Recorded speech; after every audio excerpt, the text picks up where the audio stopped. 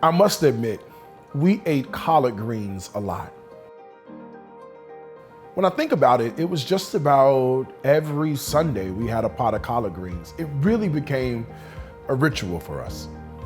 See, my cousin and I would sit down on the living room floor just about every Saturday night. We'd have newspaper all spread out along with two gigantic garbage bags. One bag was for the stems that we would discard. The other bag was for all the collard green leaves. We'd fill the entire bag up before my grandmother would take them off in the kitchen and then wash them thoroughly. My grandmother always made way too many collard greens, and because we were poor, we never threw away food. What she'd do is put all the leftover collard greens into a food storage bag and then put them off in the freezer. The next week, she'd take out the leftover collard greens, and when she cooked the greens for that week, she'd add on to them. But this time, instead of collard greens, she'd be making turnip greens. But she always made way too many of them. So she'd take the leftovers and then add those to the freezer. The next week, we did the exact same thing all over again, except this time it was mustard greens. And you guessed it, she always made way too many mustard greens. The following week, she'd add cabbage. Then the following, it would be spinach. You get the idea. We basically ate the same pot of greens for the entire year. I just thought it was good food. I had no idea she was making the food stretch or last. I didn't learn about that until I got older. And each week, along with the steamy hot pot of greens, we'd have cornbread. And you couldn't forget the chow chow or the hot sauce. Eating any other way was a sin.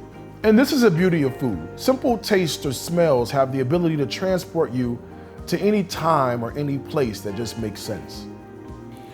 Those frozen collard greens, they get mixed with cornbread, cream cheese, Parmesan cheese, and a few other seasonings, and it's bound together with a little bit of chicken stock. Then juicy pork chops get seasoned and stuffed, then dusted in just a little bit of flour to make the perfect crispy coating.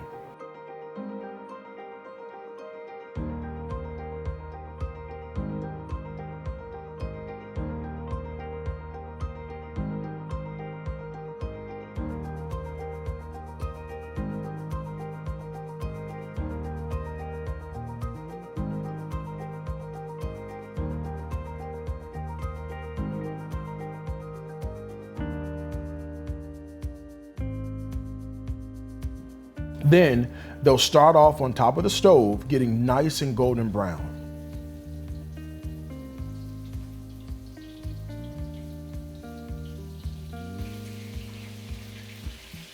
And then once I flip them, they'll go off into an oven to finish cooking.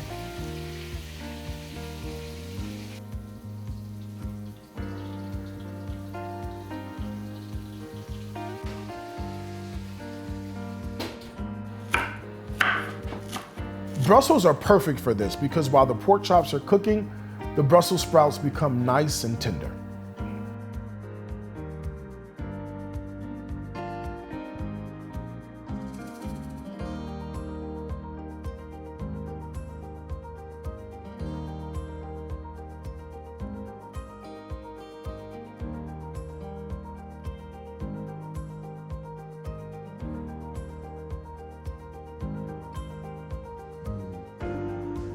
A quick saute and a little white wine helps round out the entire dish.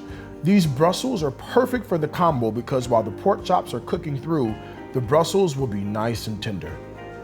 When you cut the pork chops open, you'll see an oozing of an unmistakable combination: cornbread and collard greens, all tied together with the creamy goodness. The Brussels are mild and savory at the same time, and the extra sauce is perfectly suited to be the sauce for the pork chops in the entire dish. You are absolutely going to enjoy this recipe. For the full recipe, you know where to go. It's going to be on my website. It's dariuscooks.tv. There's two things I want to tell you, as I always do. Food is my life. Life, it's my food. Until next time, I got to wish you happy cooking from my heart to yours.